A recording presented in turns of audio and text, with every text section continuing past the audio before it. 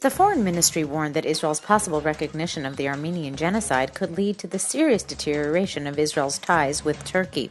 A Knesset committee discussed the possibility of setting a memorial day for the Armenian genocide by the Turkish people nearly 100 years ago, marking a first in Israeli history.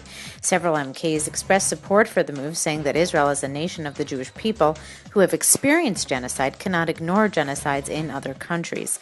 However, the recognition of the Armenian genocide has been long a sensitive diplomatic issue due to the implications it has on Israel's relationship with Turkey, which denies it.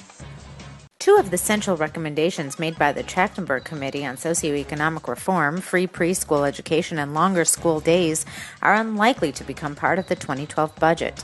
Netanyahu is expected to announce his decision within a few weeks. The Finance Ministry expects, based on discussions between senior Treasury officials and Netanyahu over the past few weeks, the Prime Minister to backtrack on his previous decision to cut the defense budget over the next 5 years. The Israel Air Force struck two weapons convoys traveling in Sudan on their way to the Gaza Strip over the past month. According to the reports denied by the Sudanese armed forces, the planes attacked a convoy of jeeps in eastern Sudan last week, killing a number of people. Another strike reportedly took place earlier in the month against a truck near the border with Egypt, and in a third incident, a helicopter was reported to have been spotted over an island near Sudan.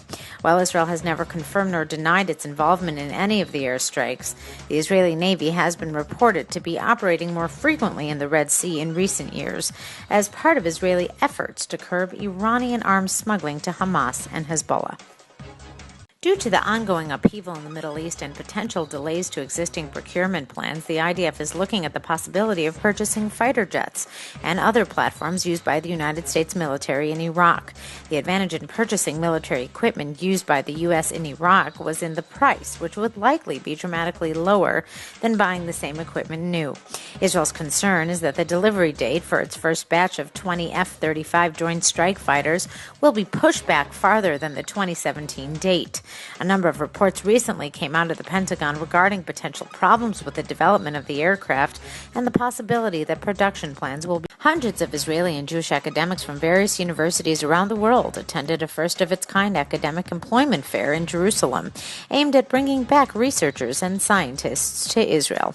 Most of the participants were Israeli citizens who left the country to study abroad. The conference was also attended by Jewish academics that are exploring the possibility of making Aliyah. The conference was initiated by the Academy of Sciences and Humanities.